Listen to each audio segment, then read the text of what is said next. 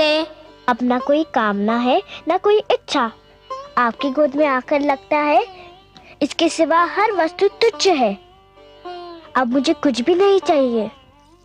मुझे मेरा ठिकाना मिल गया, मेरा घर मिल गया।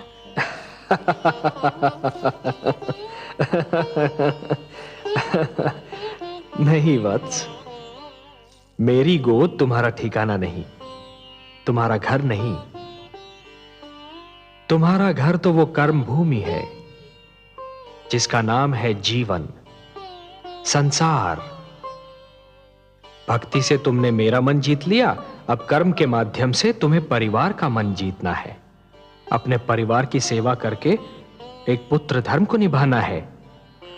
अपनी प्रजा को न्याय पर आधारित शासन देना है तुम्हें, कि फिर किसी बालक को अपने पिता की गोद से उतारा न जाए, मेरी खोज में यूं भटकना न पड़े।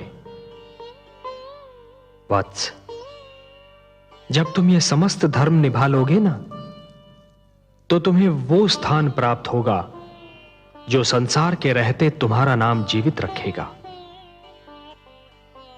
मैं तुम्हें वरदान देता हूं वत्स, कि मानव धर्म का निष्ठापूर्वक पालन करने के उपरांत तुम्हें नक्षत्र लोक में वो स्थान प्राप्त होगा जो तुम्हारे ही नाम से जाना जाएगा। इस धरती के वासी उसे ध्रुव लोक कहकर पुकारेंगे, जहां तुम सदा जगमगाते रहोगे। यही तुम्हारे कर्म का फल होगा वत्स। वासुदेव, मुझे बताइए कि कर्म क्या है? कर्म पूजा है वत्स, कर्म यज्ञ है, कर्म जीवन है, जीवन का आदर्श है। और जीवन क्या है देव? जीवन एक सौभाग्य है पुत्र, एक वरदान है, मेरा दिया हुआ प्रसाद है, एक अवसर है, संसार की सेवा करने का अवसर, परिवार की सेवा करने का अवसर। परिवार क्या है? प्रभु, मुझे इसका ज्ञान दीजिए। परिवार वो है वत्स जो जीने का उद्देश्य देता है, मानव को यह बताता है कि संसार में क्यों जिया जाए, किसके लिए जिया जाए। और संसार क्या है भगवान? संसार संसार एक बड़ा परिवार है पुत्र। परिवार का विशाल रूप है, मेरी श्रेष्ठ रचना है। वसुधैव कुटुंबकम, ये सारी वसुधा, ये सारी धरती एक ही कुटुंब है, एक ही परिवार है वत्स। और यही मेरा मंत्र भी है। ये सारा संसार मेरी ही संतान है। संसार की सेवा करना अर्थात मेरी सेवा करना, संसार के भले के लिए जीना, ये एक सर्वोत्तम आदर्श है वत्स। ध्रुव, परंतु संसार के भले के लिए मर जाना, ये वो महान कार्य है जो प्राणी को मरकर भी अमर बना देता है। वत्स, जीवन की कर्म भूमि तुम्हें पुकार रही है वत्स। तुम्हारा परिवार तुम्हारी राह देख रहा है। जब तुम अपने परिवार का कल्याण करोगे, तभी समाज का कल्याण होगा, और जब समाज का कल्याण होगा, तभी सारे संसार का कल्याण होगा वत्स। यही विधि का विधान है। जाओ वत्स, अपने कर्म की ओर बढ़ो, जीवन में उतरो, संसार में प्रवेश करो। यशस्वी भव,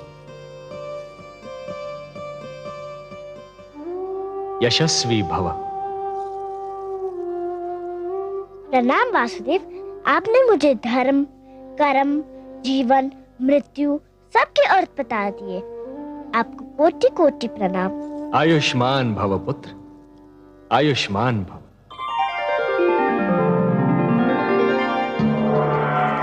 इन्हें तो तुम पहचानते ही हो पुत्र, इनसे तुम कई बार मिल चुके हो। ये विष्णु प्रिया हैं, तुम्हारी माता लक्ष्मी। क्या ये माता? हम आपसे नहीं बोलते। क्यों पुत्र? आप चाहती तो मुझे बहुत पहले भगवान विष्णु की गोद में बिठा देती तो आपका क्या बिगड़ जाता? मेरा कुछ नहीं बिगड़ता पुत्र, पर मैं माता हूँ, और तुम मेरे पुत्र। हर माता यही चाहती है कि उसका पुत्र महान बने। यदि मैं तुम्हें भगवान विष्णु की गोद में बिठा देती तो तुम वो ना बन पाते जो आज हो। अब तुम एक महान भक्त बन चुके हो। मैं तुम्हारी सहायता करती तो मैं महान कहलाती, तुम्हारी महानता छिपकर रह जाती। मेरे स्वामी का तो यही संकल्प है कि हर मानव का कल्याण हो। मैं भी उन्हीं का संकल्प पूरा कर रही थी। आप महान है माता। मैं समझ गया कि आपने क्या किया और क्यों किया। मैं आपके चरणों में शीश नवाता हूँ। मैं आपका उपकार कभी नहीं भूलूंगा। प्रणाम। नारायण नारायण।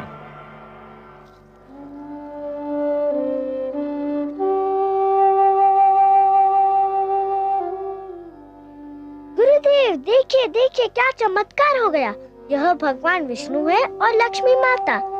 ये सब मुझसे मिलने आए हैं। ये सब आप ही के कारण हुआ, आप ही की कृपा से हुआ। आप महान है गुरुदेव। नहीं पुत्र, तुम महान हो। तुमने अपनी भक्ति से ब्रह्मा का लेख बदल दिया। नहीं गुरुदेव, आपसा मार्गदर्शक मुझे न मिलता तो ये सब कैसे होता। ध्रुव ठीक कह रहा है देवर्षि। गुरु तो भगवान से भी बड़ा होता है। गुरुर ब्रह्मा गुरुर विष्णु गुरुर्देवो महेश्वरः गुरु साक्षात परब्रह्म तस्मै श्री गुरवे नमः। यशस्वी भव पुत्र। प्रभु, यदि आपकी और माता की अनुमति हो तो मैं वत्स ध्रुव को महाराज उत्तानपाद की राजधानी पहुंचा दूं। नहीं देवर्षि, आप अकेले नहीं जाएंगे। ध्रुव को विदा करने हम सब साथ मिलकर जाएंगे।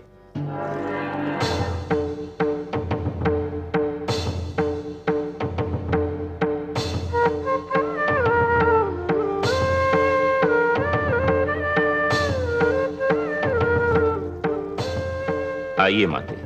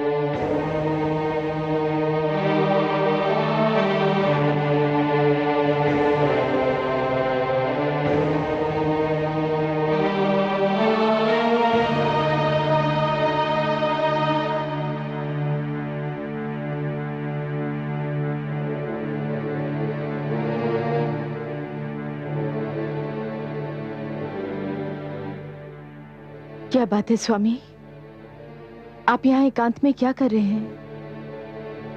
एकांत?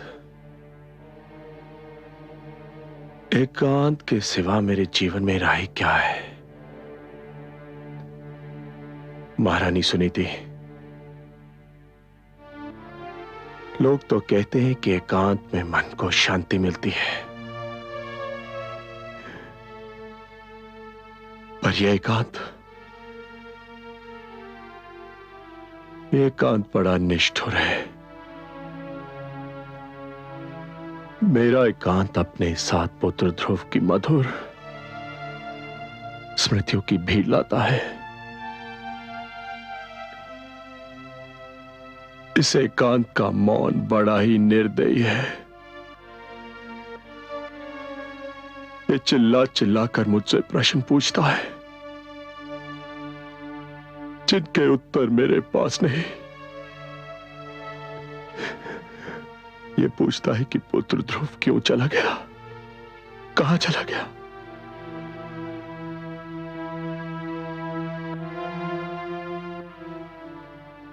इस एकांत का हर जाता हुआ पल मुझ पर दोष लगाकर जाता है कि मैंने अपने ही हाथों से अपने संसार में आग लगाई थी और हर आता हुआ पल ये संदेश लेकर आता है कि ये एकांत ही मेरा दंड है।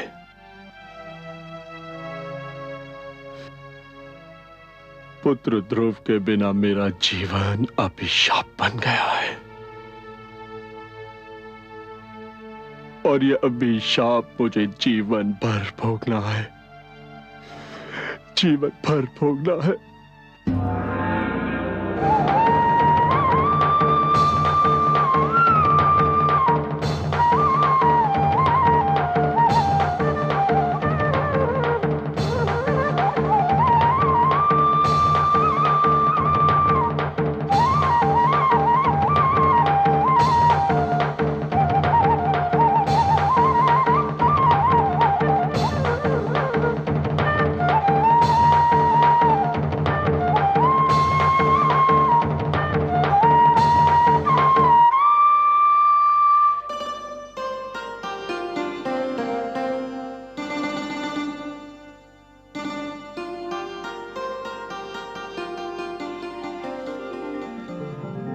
आयुष्मान भव पुत्र।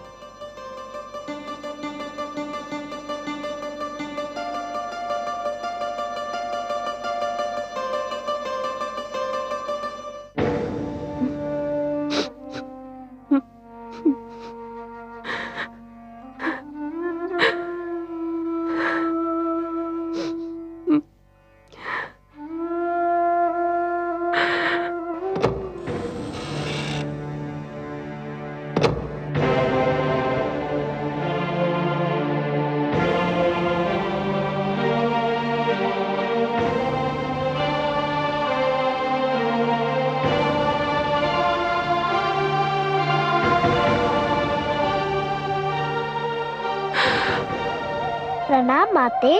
ध्रुव तुम? हाँ, मैं आपको धन्यवाद देने आया हूँ। धन्यवाद? मुझे? मैंने ऐसा कौन सा शुभ कार्य किया है कि तुम मुझे धन्यवाद देने आए हो? आपने जो मुझ पर उपकार किया। उपकार नहीं किया पुत्र, मैंने तुम पर अत्याचार किया है। अत्याचार किया है मैंने तुम पर। नहीं माते, आपने तो मुझ पर इतना बड़ा उपकार किया है कि मैं 100 जन्म आपकी सेवा करूं तब भी उसे चुका ना पाऊंगा। मत कहो मुझे माते, मत कहो। मैं इस पवित्र शब्द के योग्य नहीं हूँ। माता वो होती है जो अपने आंचल से संतान को सुख की छांव देती है, जिसका मन प्यार का भंडार होता है। मैंने तो तुमसे केवल घृणा की है, तुम्हें केवल दुख दिया है। मैं घृणा की पात्र हूँ, घृणा की पात्र हूँ। महारानी सुनीति से मुझे ईर्ष्या थी, उसका बदला मैंने तुमसे लिया पुत्र। मैंने ही तुम्हें महाराज की गोद से उतारा, मैंने ही तुम्हें वन में भटकने पर विवश कर दिया, मैंने ही एक नन्हे से बालक को यातना झेलने पर विवश कर दिया। मैं माता नहीं, कुमाता हूँ, कुमाता हूँ। पुत्र कुपुत्र हो सकता है, पर माता कुमाता हो ही नहीं सकती। वो तो देवी के समान होती है, पवित्र और पूजा के योग्य। आप भी मेरे लिए पूजा के योग्य है। भूल गए आप? आपने तो मुझे भगवान विष्णु का नाम बताया था। आपने तो कहा था कि मैं भगवान विष्णु को पाने के लिए तपस्या करूं। सच पूछे तो आप ही के कारण मुझे भगवान विष्णु के दर्शन हुए।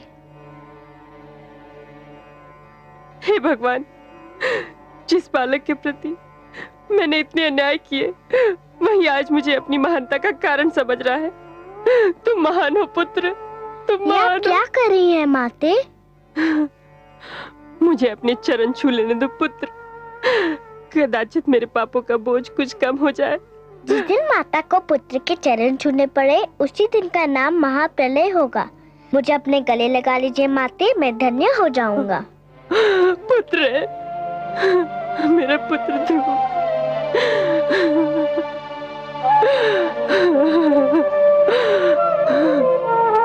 मेरा पुत्र ध्रुव।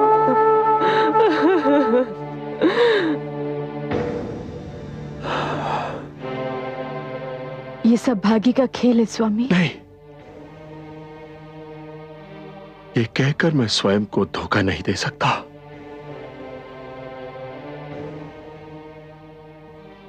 इन तर्कों से मेरे मन को शांति नहीं मिलती। यदि आज मैं पुत्र ध्रुव का मुख देखने को तरस रहा हूं, तो ये भाग्य का खेल नहीं, मेरे कर्मों का दुष्परिणाम है। जो कुछ भी हुआ मेरे ही तो कारण हुआ। मुझे तो लज्जा आती है अपने आप से,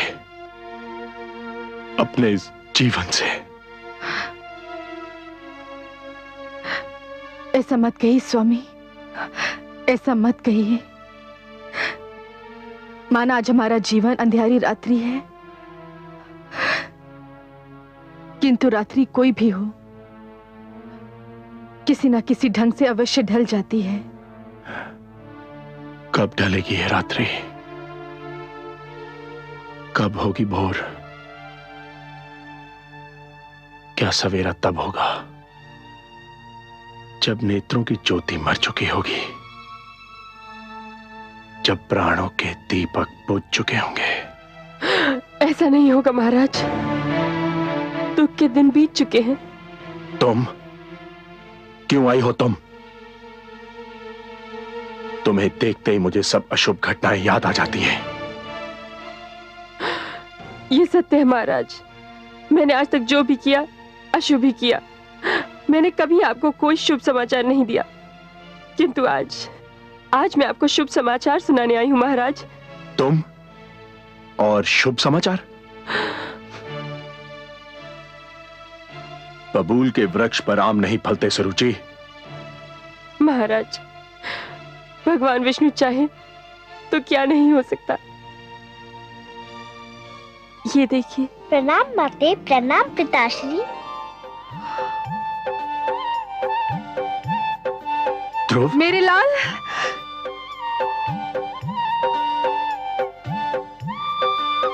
ध्रुव,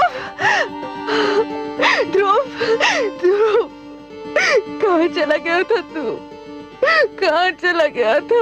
ध्रुव, ध्रुव मेरे पुत्र। आपका लाल महान बन चुका है महारानी।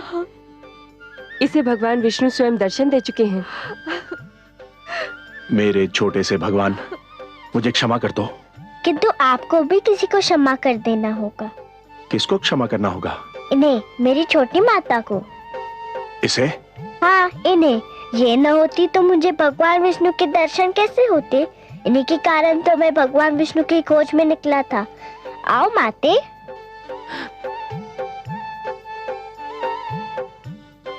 मुझे क्षमा कर दीजिए महाराज।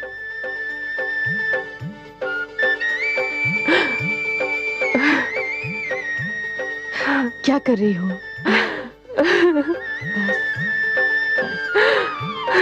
ध्रुव भैया, ध्रुव भैया। त्याग तपस्या भक्ति से जीत लिया भगवान। धन्य हुआ संसार सब पाकर भक्त महान।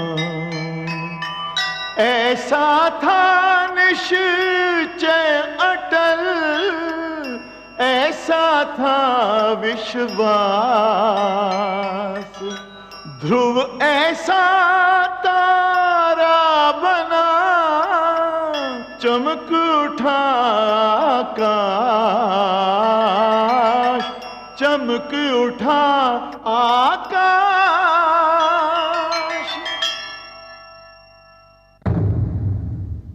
मैं मां हूं, धरती मां। तुमने देखा कि भक्ति में कितनी शक्ति है। तुमने देखा कि अपनी तपस्या और दृढ़ निश्चय के बल पर भक्त भगवान को भी जीत सकता है, भगवान को धरती पर आने को बाध्य कर सकता है। यह भक्त और भगवान के रिश्ते की कथा थी। विष्णु पुराण की कथा भगवान के अवतार की कथा है। भक्त को जैसे भगवान का ध्यान रहता है, वैसे ही भगवान को भी भक्त की चिंता रहती है।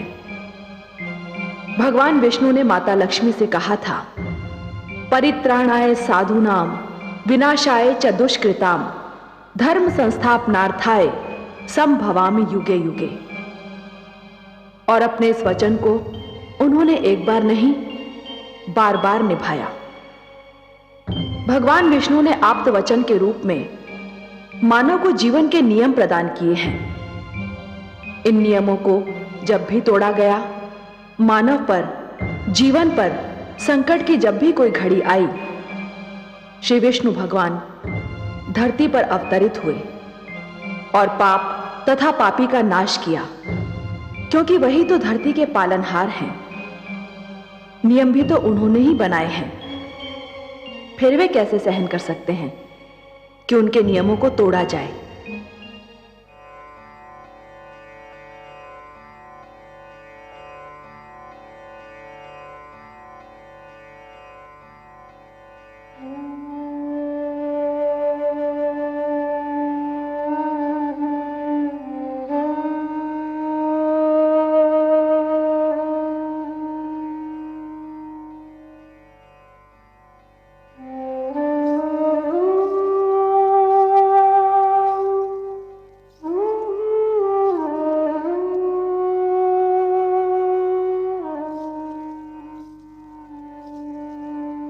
महादेवी, मैं तो समझ रहा था कि आपकी सारी चिंताओं का अब अंत हो चुका होगा। आपके पुत्र ध्रुव ने जो भी कामनाएं की थी वो सारी पूर्ण हो गई हैं, और जो वचन मैंने उसे दिए थे वो भी पूर्ण हो गए हैं। पर आप तो अब भी चिंता की मूर्ति बनी हुई हैं। क्या सोच रही हैं? हे कमल नयन, आपके सुंदर मुख से जो पावन बोल निकलते हैं वो तो मेरे हृदय पर अंकित हो जाते हैं। आपने एक बार कहा था कि धरती पर आपके अगणित भक्त हैं। ध्रुव का कल्याण तो हो गया, पर उससे केवल एक का कल्याण हुआ है, और भक्तों का कल्याण कैसे होगा? जो ज्ञान, जो प्रकाश ध्रुव को मिला, उस पर तो समस्त मानव जाति का अधिकार है। ये ज्ञान, ये प्रकाश उनको कैसे मिलेगा? ये जीवन के नियम उन्हें कौन बताएगा? वाह देवी वाह, आप केवल हमारी वामांगी नहीं हैं, आप तो हमारे विचारों की संगिनी भी हैं। आपने अभी जो कहा वास्तव में चिंता का विषय है, और हम आपके आभारी हैं कि आपने इस चिंता को व्यक्त कर दिया। मानव कल्याण ही तो हमारा परम उद्देश्य है। हमें ज्ञान का प्रकाश मानव तक पहुंचाने के लिए कुछ दीप प्रज्वलित करने होंगे।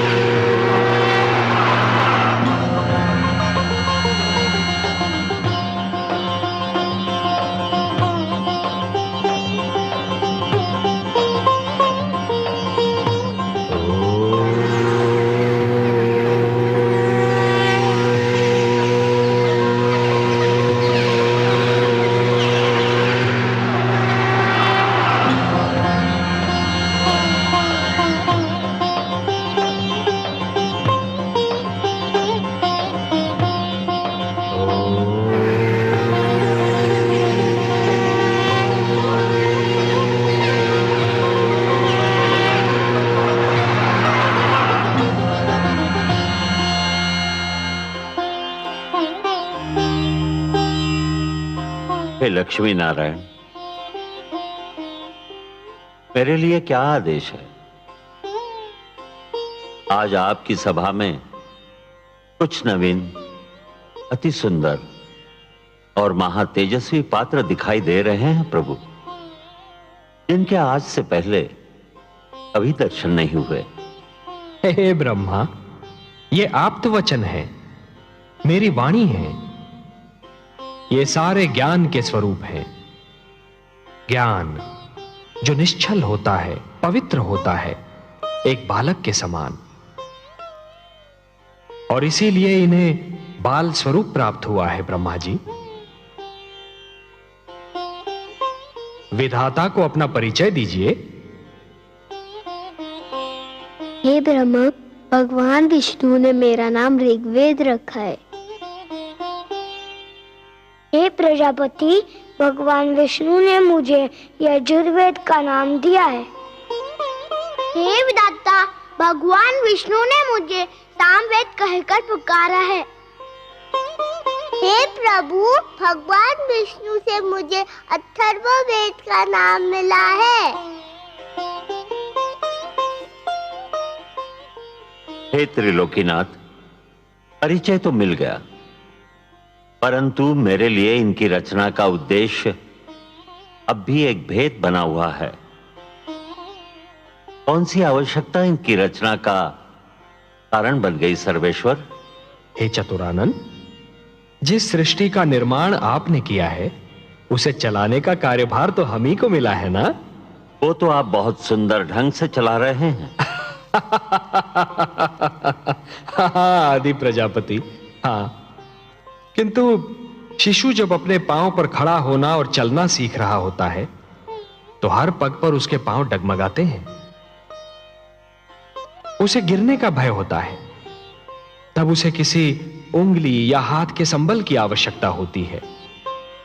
मानव जीवन भी अभी बस अपने पांव पर खड़ा होना और चलना सीख ही रहा है। ब्रह्मा जी, उसे भी किसी संबल की आवश्यकता है, ज्ञान की आवश्यकता है, प्रकाश की आवश्यकता है। और ये मेरे वेद, मेरी वाणी, मेरे आप्त वचन मानव की इसी आवश्यकता की पूर्ति करेंगे। आपकी जितनी भी प्रशंसा की जाए कम है। हे परम श्रेष्ठ, इतनी सुंदर कृतियां बनाई हैं आपने। इनके मुख से तो तेज की किरणें फूट रही है। हे विधाता, आपको तो ज्ञात ही है कि मानव मुझे कितना प्रिय है। मैं तो स्वयं मानव में अपनी छाया देखता हूं। मैं उसे वो ज्ञान देना चाहता हूं जो किसी और प्राणी के पास ना हो। मैं उसे वो विवेक देना चाहता हूं जो उसे श्रेष्ठता दे, समृद्धि दे। ये वेद मैंने मानव कल्याण के लिए रचे हैं। इसीलिए तो जगत आपको मंगलकारक कहता है। हे विश्वेश्वर, आपको सदैव मानव कल्याण का ध्यान रहता है। हे ब्रह्मा, मेरा मानव पर और मानव का मुझ पर अधिकार है। ये ऋग्वेद है। ऋग्वेद का संदेश है मनुर्भव, मनुष्य बनो। मनुष्य इसका निर्देश है। ऋग्वेद ईश्वर और मानव के संबंध की परिभाषा है। यह मानव को प्रार्थना के मंत्र सिखाएगा। ब्रह्मा जी, आप तो स्वयं दयामय हैं प्रभु, प्रार्थना और पूजा की आवश्यकताओं से परे। हे सर्वशक्तिमान, प्रार्थना का आपके लिए क्या महत्व है? हे ब्रह्मा, प्रार्थना का महत्व मेरे लिए नहीं है। प्रार्थना का महत्व तो मानव के लिए है, क्योंकि प्रार्थना झुकना सिखाती है। जिस प्रकार वृक्ष की डाली फलों से लद जाने पर झुक जाती है, उसी प्रकार जब मनुष्य को ज्ञान और समृद्धि मिले तो उसे झुक जाना चाहिए। जो सिर झुकता नहीं, उस सिर में अहंकार अपना डेरा डाल देता है। ऋग्वेद मानव को अहंकार से बचाएगा। ऋग्वेद मानव को यह सिखाएगा कि सिर किसके आगे झुकाना चाहिए और कैसे झुकाना चाहिए। आप सच्चिदानंद हैं, सत हैं, चैतन्य हैं, चित हैं और आनंद स्वरूप हैं। आपके विचार भी आप ही की भांति आनंददायक हैं। नीलकांत, मुझे शेष वेदों की महानता से भी अवगत कराने की कृपा करे प्रभु। ये यजुर्वेद ये मानव को यह बताएगा कि मैं यज्ञ में निवास करता हूं।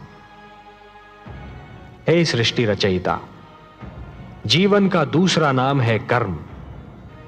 जब कोई कर्म दूसरों की भलाई के लिए किया जाता है तो उसे यज्ञ कहते हैं। यज्ञ परोपकार का दूसरा नाम है और परोपकार दूसरों की भलाई करने का सर्वोत्तम गुण है। हे ब्रह्मा, जैसे एक रस्सी के बिना जल से भरा हुआ डोल कुएं से बाहर नहीं आ सकता, वैसे ही यज्ञ के बिना मानव जीवन भी अज्ञान के अंधकार से ज्ञान के उजाले में नहीं आ सकता। और यही संदेश देगा मानव को यह यजुर्वेद। मुझे सामवेद का ज्ञान भी दीजिए प्रभु। सामवेद? हे ब्रह्मा, आपकी सृष्टि के कण कण में संगीत बसा है। संगीत जो मन को मुग्ध कर देता है। संगीत कोयल की कूक में भी है और पपीहे की पुकार में भी, नदी की लहरों में भी है और झरने के बहाव में भी। आत्मा को परमात्मा की झलक मिलते ही मन में राग अनुराग का जो सोता फूट पड़ता है, उसी का मधुर संगीत है ये सामवेद। संगीत ज्ञान का भंडार है ये सामवेद। और यह अथर्ववेद। हे आदि प्रजापति, आप तो जानते हैं कि धरती पर सूर्य अपने संग एक नवीन दिन के साथ साथ एक नवीन समस्या, एक नवीन कठिनाई भी लाता है। और मानव जीवन की प्रगति के लिए यह आवश्यक भी है कि वह समस्याओं को सुलझाता रहे, कठिनाइयों से लड़ता रहे। यह अथर्ववेद मानव को धरती पर पैर जमाने का पाठ पढ़ाएगा, उसके मन और शरीर को आपत्तियों विपदाओं से बचना सिखाएगा और समस्याओं को सुलझाने का मार्ग दिखाएगा। हे सर्वेश्वर, ये वेद पाकर तो मानव धन्य हो जाएगा, वो श्रेष्ठ हो जाएगा।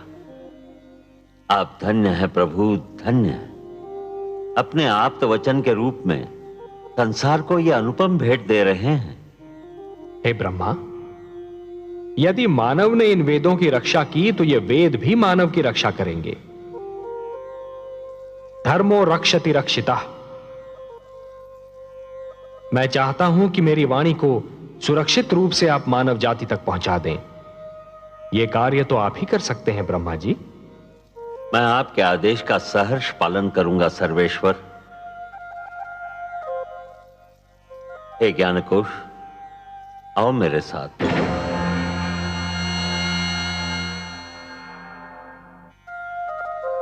हे कमल नयन, अपनी वाणी को मानव तक पहुंचाने का कार्य तो स्वयं आप भी कर सकते थे, फिर यह कार्य ब्रह्मा को क्यों सौंपा?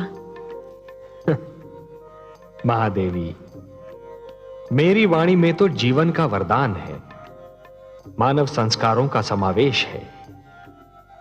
परंतु सृष्टि के निर्माता तो ब्रह्मा ही है ना। मानव को जन्म उन्होंने ही दिया है। इसीलिए मेरी वाणी के वरदान और संस्कार मानव जाति तक केवल ब्रह्मा ही पहुंचा सकते हैं। आप जो भी करते हैं मानव कल्याण के लिए ही करते हैं।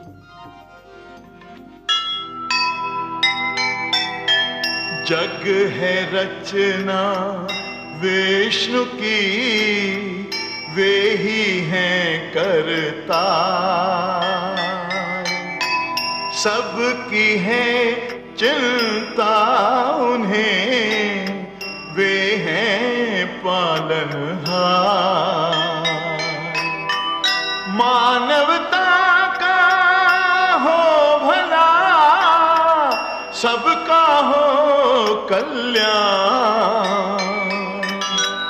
इसीलिए संसार को दिया वेद का ज्ञान, दिया वेद का ज्ञान।